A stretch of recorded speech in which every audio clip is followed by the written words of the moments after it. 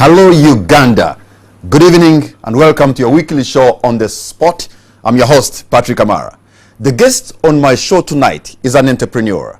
He studied genetics, molecular biology, and information technology. His Pangea system stroke DoubleTwist was the first to annotate the human genome in 2000.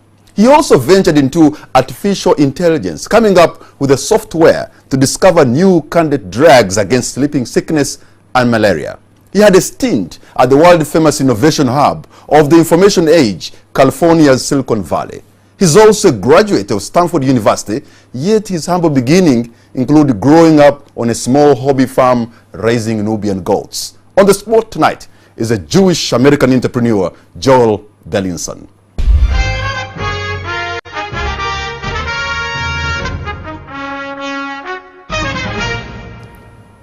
Joel, welcome to the show. You're on the spot. Senyo kulaba. Oh, you can even speak Luganda.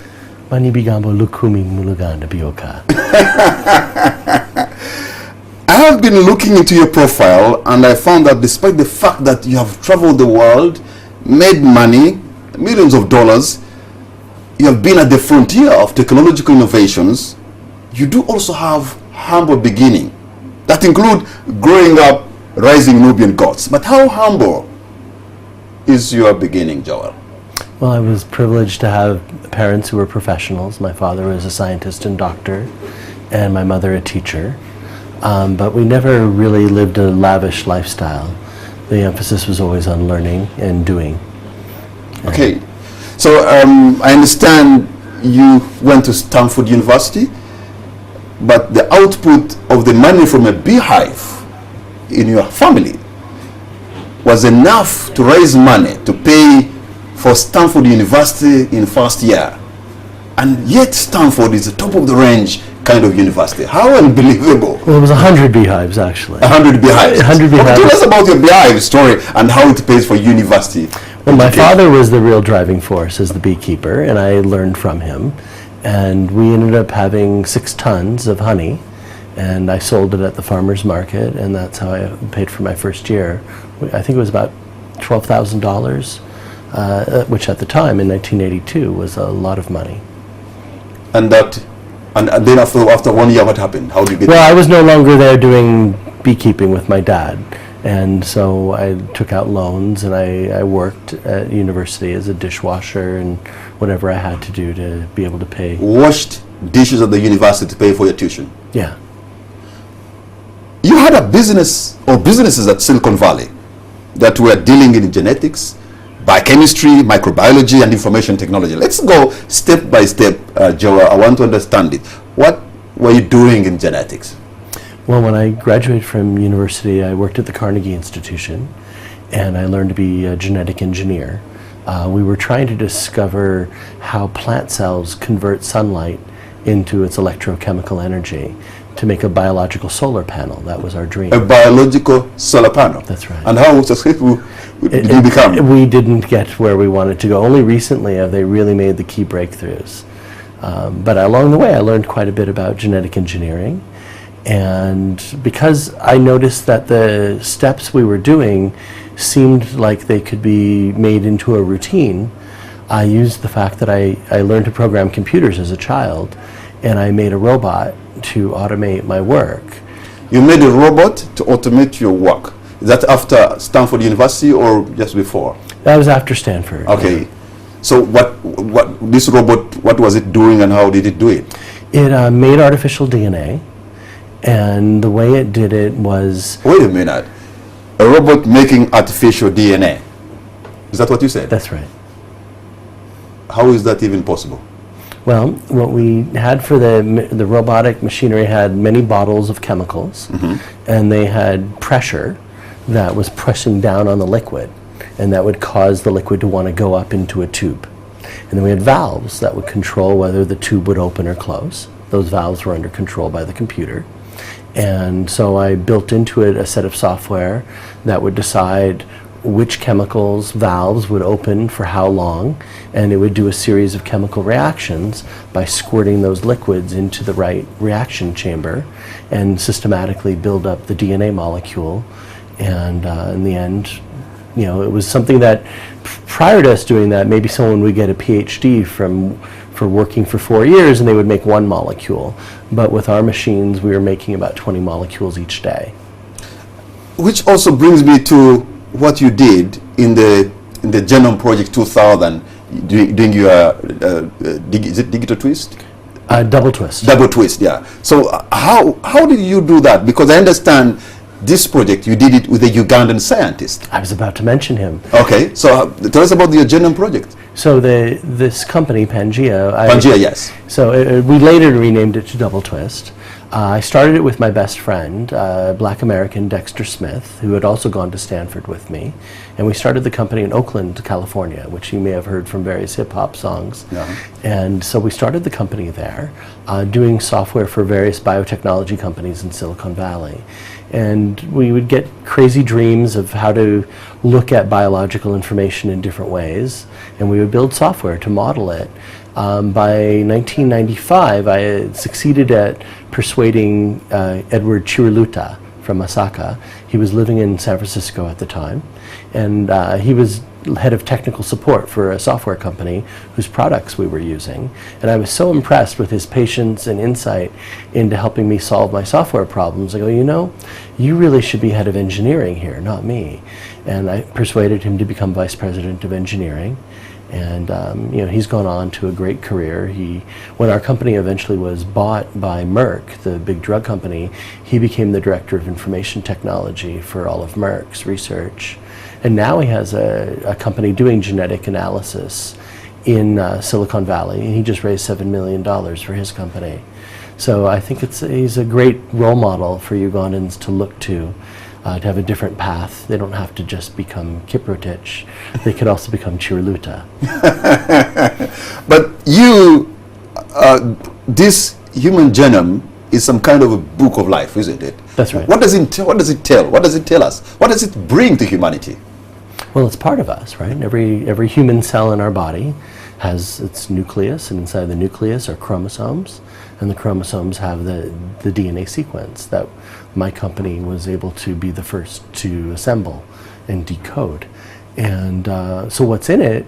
It's the instruction manual. And so of what we are, what we're made of. Yeah, well, it's a catalog. So what makes your eyeball an eyeball and not a liver and not a muscle is which proteins are chosen from the catalog to be made. And so that catalog has many parts, but your eyeball has different components than your liver does, right? And so that's what the genome has, that capacity to be anything, but which instructions are used and which components in the catalog are ordered is a function of what cells are in your body and what diseases you have and drugs you have and life experiences. All of that determines how that catalog is ordered from. Okay. And you wear that kind of catalog as a necklace in your neck. That's right. This is my DNA double helix. Your most recent company, based in Vancouver, California, Canada, was able. You are able to use artificial intelligence to create software that can discover new drugs to fight sleeping sickness or nagana and malaria. But just take us through how you use artificial intelligence to fight a disease. So what we did was we looked at the medical literature to see what chemicals had ever been tried on nagana, malaria, and other protozoan infections. Mm-hmm. And we saw which ones worked and which ones didn't. And so we plugged that in to a set of software that would calculate things about these molecules. It could be something simple, like the molecular weight, or the different atoms, but also more complicated things like the charge structure, the charge shapes and strengths. So thousands of things can be calculated about a molecule. And so out of the hundreds that we looked at that had been tried, whether they failed or not, we noticed that there were patterns, that 22 of the calculations seemed to correlate with whether or not a chemical worked. So we said, all right, now let's look at every chemical that mankind has ever made and registered and calculate the same 22 things about all of them. And then from there, we clustered them. We put them in groups. They fit into groups of shapes. And we picked a scaffold that seemed like it would be the cheapest to make, that would be the most likely to cross into the brain, because many of these diseases go into the brain, like cerebral malaria and nagana. We wanted chemicals that would not be toxic and could be cleared out of the body quickly. So we picked one scaffold, and then we used other software that made millions of variations of that scaffold by adding other little things around the rings of the molecule. And then again, we calculated all those 22 things on these millions of virtual computer molecules. And then we ordered them in sequence, and I picked the top 100, and I asked a laboratory in Moscow to make as many as they could. And they made 88. In Moscow? In Moscow, Russia, at Lomonosov, Moscow State University. And they made 88 out of the 100, and they FedExed them to me in Vancouver. And then I tested them very quickly at University of British Columbia against, we started with leishmaniasis, which is called black fever, or Baghdad boil. And we killed, at very, very low dosage, we wiped out the parasite overnight with 25 out of 88 of those molecules, which were also safe on the human side. Using artificial intelligence. Yeah. So within 4 months, we went from looking at articles in medical journals to having data in the laboratory showing that these molecules had a good chance of working. I mean, for 25 out of 88, the normal success rate in the biotech industry is 1 out of 10,000. But again, I was reading, you call them candidate drugs to treat malaria and sleeping sickness. That's right. Why candidate drugs? Why not drugs to treat? Oh, well, the road to go from a candidate to a real drug is difficult. Okay. You have to prove that it will first be safe in animals, and then safe in people, and then you have to be able to show that it will have a positive impact, and better than placebo, and better than existing drugs. So the process of clinical trials is long and expensive, and a very low percentage of candidate drugs ever make it to the market. That's why the drug industry charges so much. But is it also possible that a placebo on its own could also create a cure? For some diseases, no doubt. How is that even possible? Well, because this is no drug. Well, the mind is a powerful part of the body, and we impact our immune system by how we feel. And for some diseases, that can make a big impact. We impact our immune system by how we feel. Yes. Okay. So if you're stressed out, you could die. Well, yeah, you can cause yourself to get sick. We know that. When you're worrying about money or love life, you can get so stressed out that you get ill, right? And this happens to people all the time. Stop getting stressed. You could die. One would say that you are like a young man born in a technologically advanced country that had a place for you to, the United States. Is it possible for somebody to dare to dream just like you did here in our primitive technology in Uganda, where you are right now? Well, I certainly did grow up very privileged in that sense. And coming from an educated family where my father was a scientist and doctor, I had a lot of advantages. But a lot of what those of us in Silicon Valley labored for was to make all the information of humanity available for free. And that's why my company eventually gave away the human genome, so that everybody could analyze it without having to pay any royalties. Our dream was that someone even living in a mud wattle hut somewhere in Uganda would be able to discover cures for humanity's problems, because that's been our dream. So many people in Silicon Valley who did these things. That's why Wikipedia is free, right? So now, when we have a phone like this. Yes, like my Note 2. Yeah, that has 10,000 times the computing power that NASA used when they sent a man to the moon. Are you being for real? Are you for real? I'm dead serious. This what I have here. Underneath the pretty icons is a Unix operating system, and if you want to, and if you knew how, you could make software that could do whatever you want. I could discover new drugs using an iPhone or an Android. You can. 100,000 times more computer capacity than what NASA had when they sent a man on the moon. That's right. I find it hard to believe. Right here in my palm. Right in your hand. We're going to take a break, and we'll be right back.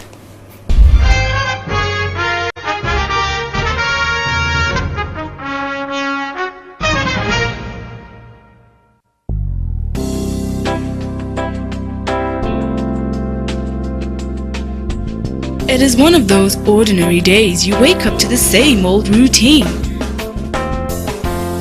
With Radiant Hair Relax and no base formula, I got it all sorted. Check out my hair. have got nothing to worry about totally. No stress, no memos. But above all, no bad hair days. Radiant Hair Relaxer works well with leave-in hair conditioner and pink lotion. Hello, is this Munji? Yo, this is Munji, Chechiganye. I am feeling your new virgin jam right now. It is off the hook. Thanks, man. I'm also feeling you. Seducer. Make a call for whatever reason. Call someone, call anyone, and change your life. Make a call and you can win 100 million shillings, a car, or a smartphone with free data for a year. Plus, win 2 free minutes every day. Airtel. Together we can. My Home, brought to you by Hima Cement.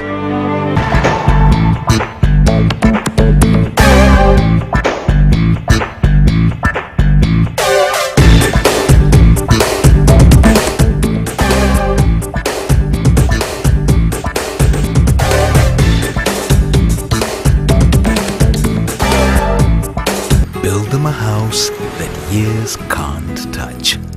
Build them a home that makes them feel safe and loved.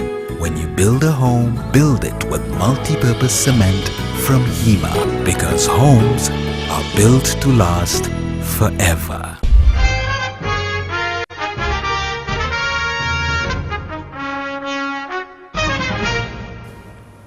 Welcome back. You're watching On The Spot. My name is Patrick Amara. My guest tonight is a guest like no other. He's an entrepreneur and a Jewish American, at one time millionaire. Are you still a millionaire, by the way? I'd rather not discuss. You'd rather not discuss. Okay. You just sort of provoked me to think that how can I be carrying such a phone with a lot of capacity and I have no idea? How much do all those carrying phones in your imagination, how much do they know? And how much are we missing? The awareness of what people have, of what people it could do. Very few people understand it. I think even the people in the telecom industry don't understand how powerful these phones can be. People have gotten very spoiled. You know, when I started off in software, it was back in the days of mainframes and punch cards. I was 8 years old in the 70s when I made the database for my school district. You made a database for your school district? Yeah, to keep track of attendance and grades. And they used it? Yeah, they didn't have anything before that. At the age of? I was 8 years old. Yeah. 8 years old? Yeah. And then I made my first video game in late 70s using a computer that's way weaker than this. So when you do all this, and especially the genome project, which could have made you a top-notch, probable billionaire, why give it up? Because this, you'd be in the league. Well, we felt at the time that the opportunity was much bigger than the genome itself.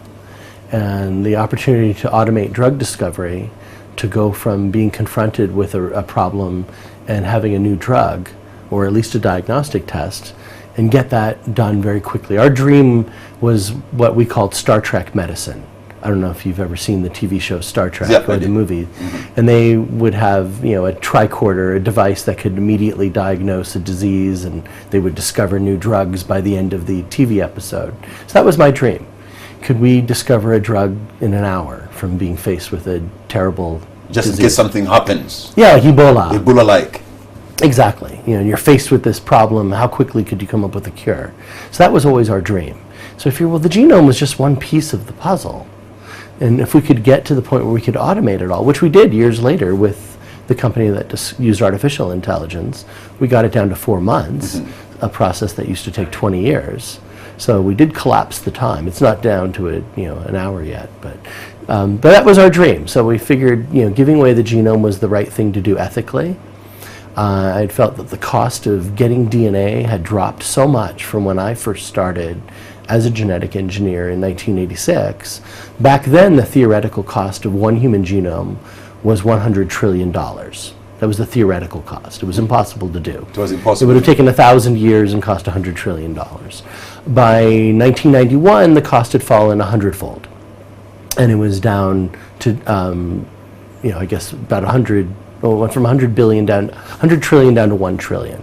And then another 5 years later, it went down another 100-fold. So by 1996, it was down to 10 billion. And we thought, okay, we're getting close. And by the year 2000, it was about $1 billion in the year 2000. And I guess as of this year or last year, it's $1,000 to do a human genome. And we're now expecting it to be down to about $100 by 2016. So by 2030, you could be doing it somewhere in Masaka or in Fort Portal. Yeah, definitely. It'll be something that will be part of the iPhone. You know, it'll be how you unlock it. They'll sequence you and figure out if you really are who you are. So, well, you don't want to talk about money, but I'm told in trying to find out that you also made money. And my company millions of dollars, a couple of millions of dollars, over $100 million, but also lost it. How could you make such colossal sums of money, and how on earth do you lose it? Well, so much of the value that I had was in our stock. And our company that we had started back in '91, we tripled our revenues every year for 7 years. We then, over the next few years, raised about $100 million of investment, eventually being valued at $1 billion. And so that was something we had started in our apartment. And we paid ourselves... Silicon Valley? Yeah. Yeah. And me and my best friend. And we just grew the company organically until we got our investors. And then we got, we were very large. We were considered the #1 privately owned biotech company in the world. And when the market crashed, it crashed on the day of our IPO. This is March, the end of March. How unfortunate. Very poor timing. So the very morning of our IPO, the market collapsed, and our banks said, look, let's just wait. How much money do you lose then? Over that year, between that company and another $175 million was lost by me and by my business partner. $175 million? Yeah. You're one of the very few people who, I'm told, precisely predicted the global credit crunch. One wonders, what kind of algorithms did you use to get the more or less compute exactness of what was going to happen? Well, a lot of how I look at the future is by looking at our past. And I think we can learn a lot from our past, just as I did with discovering new drugs by looking at past efforts. I do the same thing with predicting things economically or politically, or in many other ways. So there seems to be a pattern that every 70 or 80 years, societies seem to rhyme, that their behavior that went on 70 or 80 years earlier. Every 70 years, what you're saying is that humanity faces some kind of an existential threat. Yeah, I would say each society does. And each society? Yeah, because they're not exactly in sync. For example, right now, you can see that America and Europe, China, Japan, India, they're all heading towards something very intense. Whereas Uganda is not in that mode. Uganda is in a very lighthearted mode. People may be frustrated at times, but it's a time of awakening. Versus right now in those countries that I mentioned, there's a sense of foreboding that something bad is going to happen. And we see it in the news, whether it's Ukraine, whether it's with Gaza, whether it's ISIS, problems in the South China Sea between China and Japan and Vietnam. We can see that there's ugly things happening, whereas in Uganda, you're not seeing that. Why is that? Uganda's last ugly period of crisis, at least southern Uganda, was 1966 to 1986, right? And the prior one to that was almost exactly 80 years before that, 1885 to 1904. In time of Mwanga? Yeah. That was the beginning of the prior crisis era, just like 66 was the beginning of the crisis era. So let us test your algorithm using the patterns of history and go backwards and look at the history of the world and how the world has fared 70 years backwards.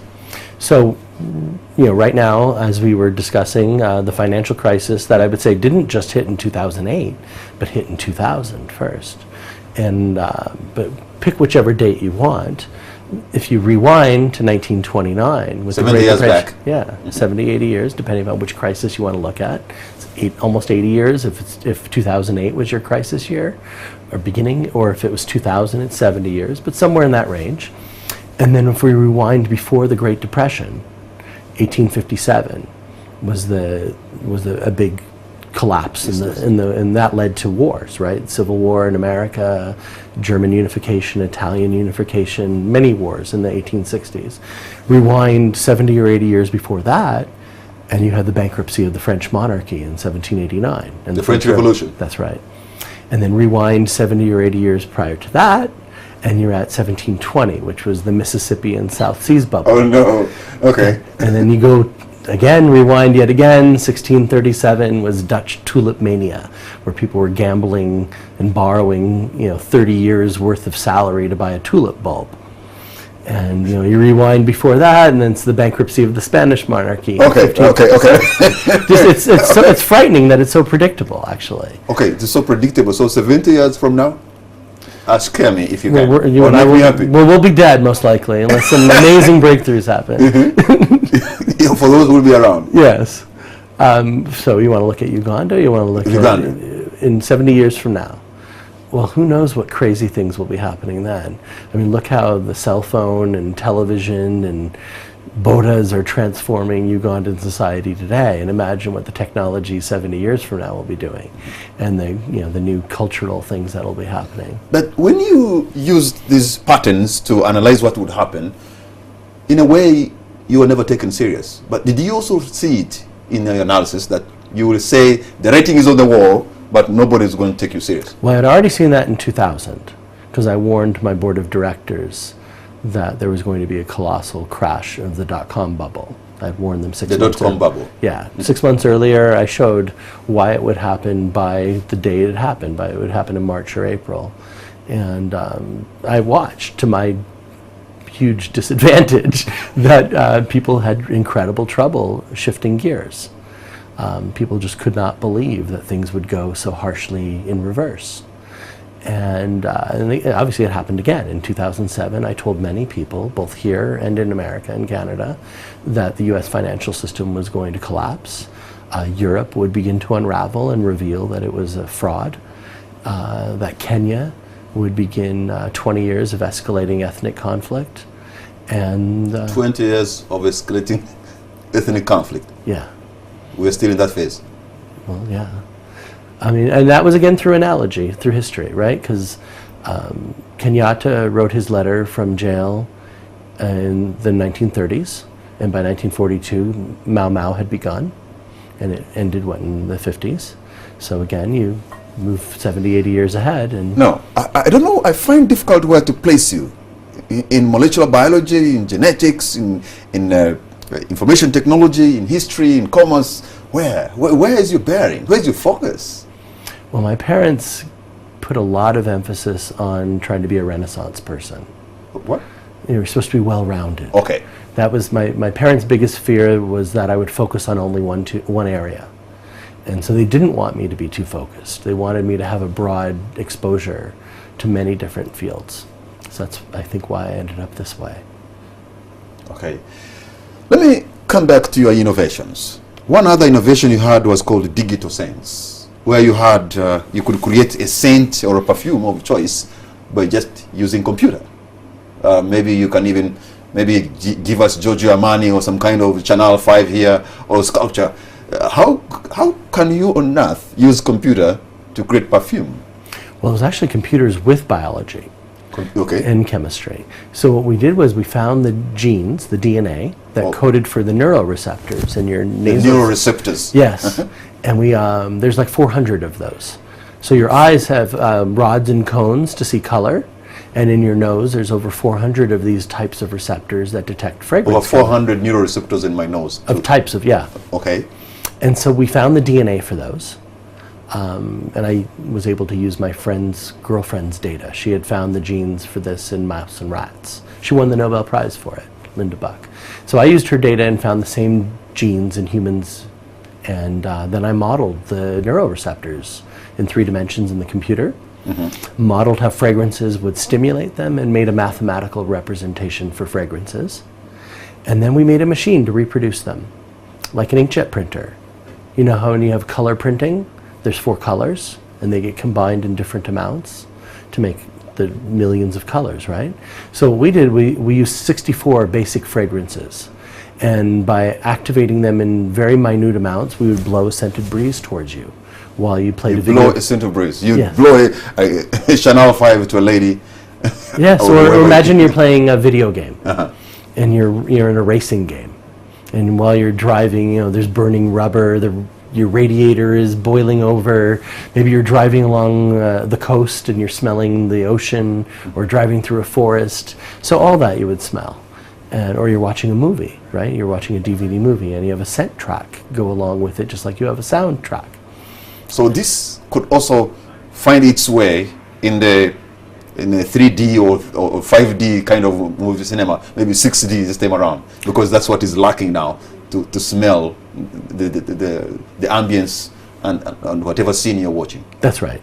So at the time, we had partnerships with Columbia TriStar and DreamWorks to add fragrances to their movies. To add fragrances to the movie. Yes. I get into this theater, I also smell. That's right. Oh no! If it's a killing field, I don't want to smell. We did that. That was actually one of our goals, was so that you could smell war and see how real it was. Because the critics of Saving Private Ryan said, it was an amazing movie to bring the visual and sound of war to life, but unless you've smelled war, you haven't been in it. So you thought we should create a way how one can smell it in the cinema. That's right. So did you ever see that movie? So there's a scene where they're walking through the fields of grass and wildflowers, and they're very carefree. And so we had beautiful smells for that. And then they gradually came upon a dead body. And so we had the smell of a dead body eventually assault you. Okay, hold on there. We're going to take a break and we'll be right back.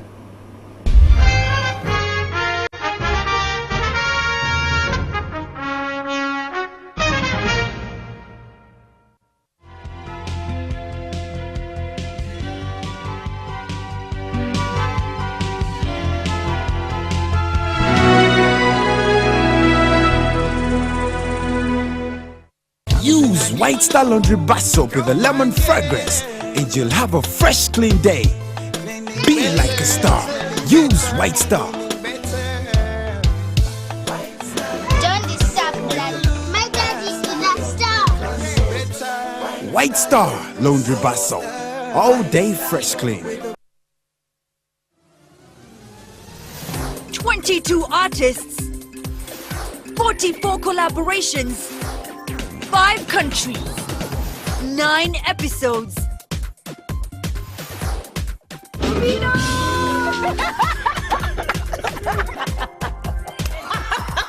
Coke Studio, baby. The biggest show in Africa. This is Coke Studio Africa Season 2. Coming soon on this station.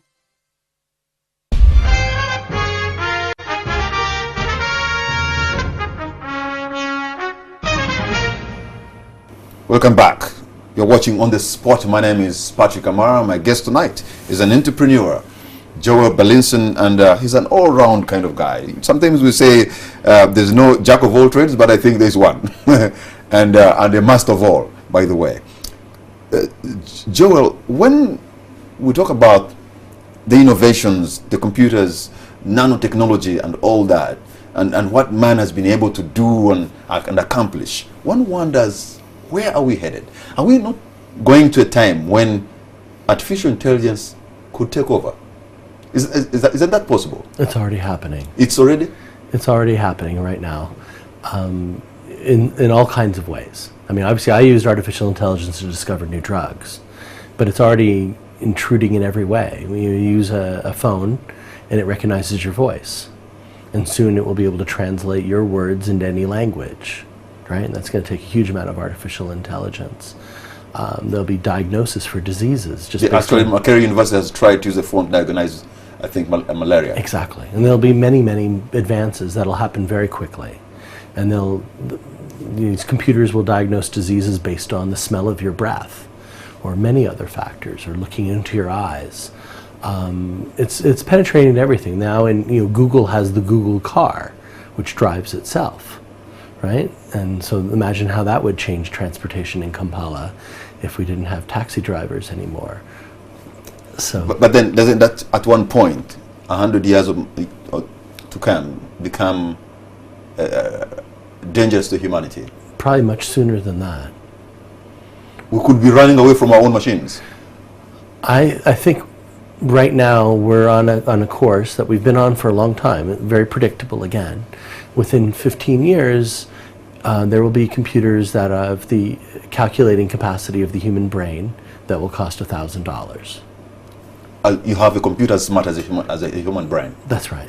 And then they'll be able to network with each other, and they never have to sleep, and they'll be able to design even faster computers by themselves. Are you for real? This is inevitability. This is what's happening. It's inevitable. Yeah. So I think our only hope is to become more tightly connected with them. And in a way, did you ever see the movie The Matrix, or the three movies? Yes.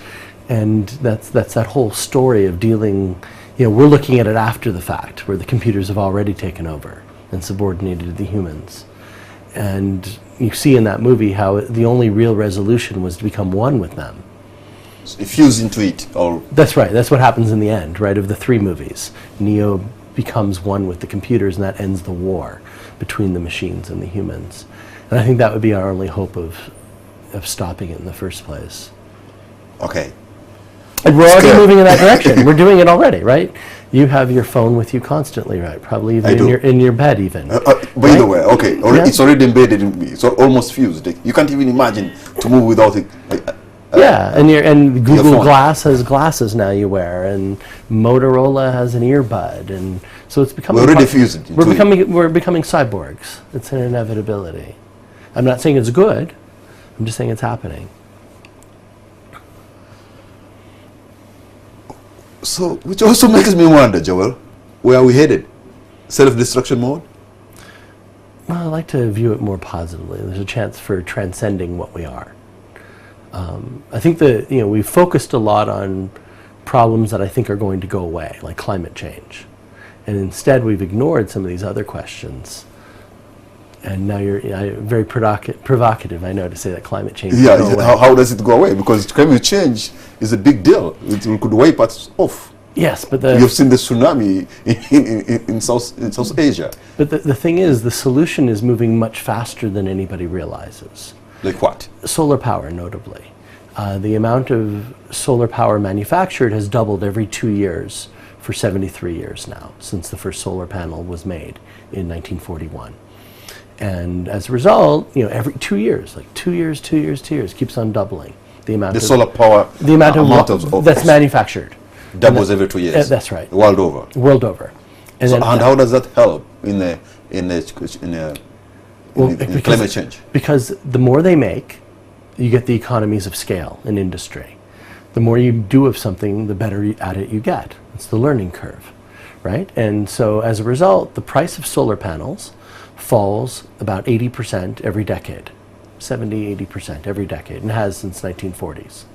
So we're now very close.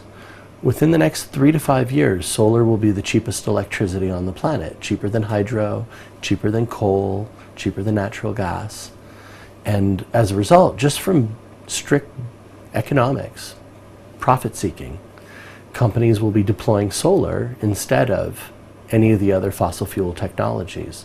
Already in the US last year, the vast majority of new power plants of capacity was solar. And they have tried even to manufacture cars and an aircraft that are running on solar. That's right, because at the moment has a huge wingspan. Well, you don't have to have solar panels on the plane. You could just charge up batteries or hydrogen. And the cost of those technologies is falling too. And they're expecting that the cost and size of batteries and hydrogen fuel cells will be competitive with the internal combustion engine by 2020. So we're within 5 years of all these new technologies being more cost effective than what we have been doing. And my estimation of forecast is that by the mid-2030s, solar power and electric cars will have replaced everything else we're doing on the planet. Okay, I suppose Ugandans across this beautiful land who are listening to you tonight and watching you tonight, maybe they have their questions and they have their comments, and maybe they want to interact with you. Probably I'm not even asking the question they want to ask. And let me open the lines with my producer so that we can hear one or two people who could be having questions to Joel, and then he can respond by way of engaging you so that you can be a part of this. I have a call online? Okay, just in case we get a call up, please. There's one thing, when I first met you, you had just come to Kampala. Within 1 week, you're speaking Luganda. Move for photo, in 2 days, you cannot forget your petty name. What is it with you and languages?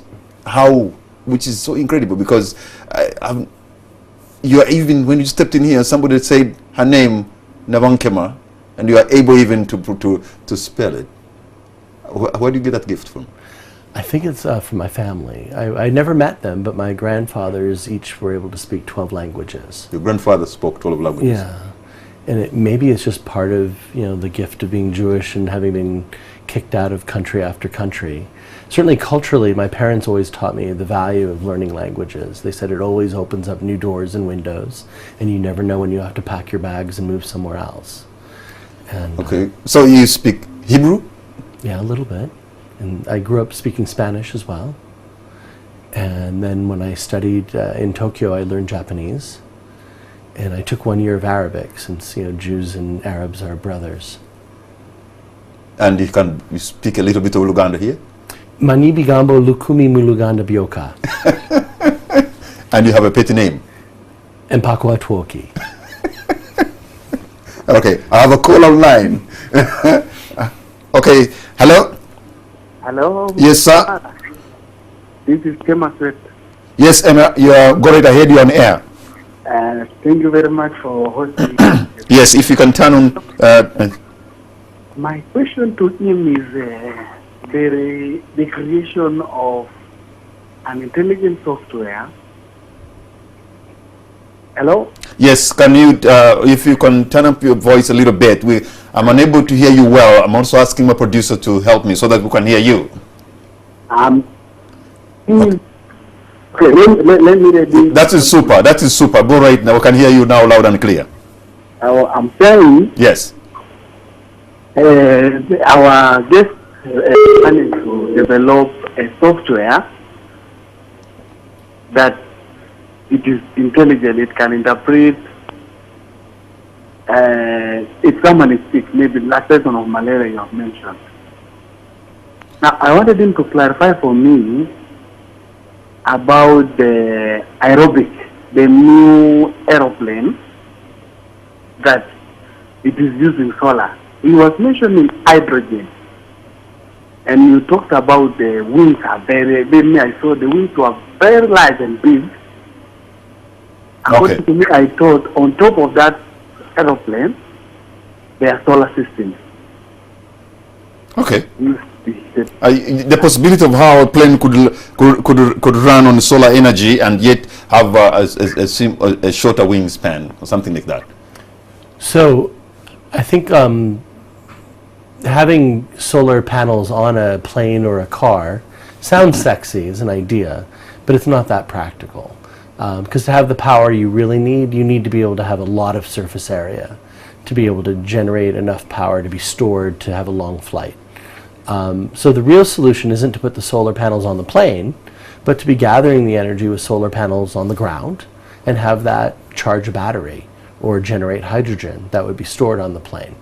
That's a more practical solution if you're going to move around very large numbers of people on a 787 or something. Okay, I have another call online. Well, I think when you came, so one would wonder, with all these innovations and things that you have achieved and you intend to accomplish, is Uganda and Africa the right place for you? That you are completely in the wrong territory? Well, there's all kinds of challenges in life. Technology is only one way to be at the frontier. Uganda is definitely a frontier in its own way. And it's a challenge for me to learn all these cultures and languages. These are codes. So maybe it's like learning programming languages. I'm learning a different world. And I always have gone outside of my comfort zone because I believe that's how we grow as people, is to leave our comfort. I think the real opportunity and challenge in Uganda is not necessarily new technology that has to be invented, but implementing the existing technology. And maybe the challenge is really not a technological revolution, but a cultural revolution. Why is that? Well, in many cases, you can have great technologies that aren't used unless the culture changes. I mean, there's many stories throughout history where there was a great opportunity that people didn't even see. I mean, people for a long time didn't realize they could eat fish, right? From hundreds of thousands of years ago, right? So I think there's huge opportunities right here. I mentioned how powerful these phones are and what one could be doing with that. Solar power is going to change all of Africa. It's going to dramatically change the relative economic power in the world. Because right now, the poorest countries in the world are the sunniest. Now, when you have a source of energy that's the cheapest energy on the planet, that cannot be monopolized, that's available to everyone, and again, the current poorest countries in the world are the sunniest, well, now they're going to have effectively free energy. Well, what will that do? Currently, a country like Uganda has to sell its labor very cheaply on the world market in its agricultural and mineral exports to earn hard currency to be able to afford oil and gas. If we didn't need to import oil and gas, what would that do? We'll have a lot of money because it takes a big chunk of... That's right. And this is why the president really was trying hard to get the oil industry off the ground so we could be independent. And that's fantastic, but we're going to be independent one way or the other, either through oil or through solar. And that also casts doom to the fossil fuel kind of industry. That's right. So this is already having an impact even in Saudi Arabia. They realize that the end of the oil age is coming very quickly. Their oil minister is already aggressively trying to get the country to get onto solar, because they also are an incredibly hot, sunny place. And the more solar they use, the less oil they use to make their electricity. The less oil they use, the more they can sell on the world market. And so there's a logic to this switch that's happening. Okay. And many people think that there's been some sort of conspiracy blocking solar power, but in reality there's been no conspiracy, because there's no industry in the world that's grown so quickly in all of world history. Like to double every 2 years?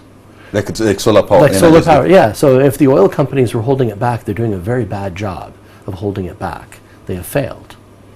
In reality, the oil companies in the 1970s owned the main solar panel companies. And why? So solar energy is the game changer. It's inevitable. It's an inevitability, and it changes everything for the third world countries. Joel Bellenson, well, time is out for us now, but what is your parting shot tonight? My parting shot? Yeah. The future is bright. The path might be torturous, okay, but the future is bright. And obviously we're reading a lot of alarming things in the news going on in Europe and elsewhere, but I think that the future here is bright. Okay. And so what are you doing in Uganda? So I'm doing a variety of things. I'm primarily engaged in corporate development. I help companies do market research and figure out if they're going to start a new business or expand what they're doing, to make sure that they're going into the right thing, okay, and investing their money wisely. I help with feasibility analyses to make sense out of that. Foreign investors also need to be able to sort through the real and the fake opportunities here, and they need someone who can do due diligence for them to find that out. And then companies here are in need of investment, and I can introduce them to investors in America and Europe and Asia. Okay. So I'm doing that now for a lot of companies. Thank you. Thank you very much. Now that you speak so many languages, and by the way, in Buganda they have given you Joel Balikudembe. That's right. Joel Balikudembe. That's and if since you also speak Arabic, I would say shukran. Since you also speak Jewish, I would say toda. Since you also speak Ruto, I would say webale. Wow. Since you also speak Kinyarwanda, I would say urakoze. Okay, we could go on and on. An incredible guy with an incredible history, who is now thinking that solar energy, as our parting shot, is the real game changer. I think we've had a different kind of show tonight. understanding a few things from the perspective of the Jewish American entrepreneur, Joel Bellenson. That brings us to the end of tonight's edition of On the Spot. Join us again next week, same time, same station. Good night, and God bless Uganda. Thank you very much. Thank you. Oh.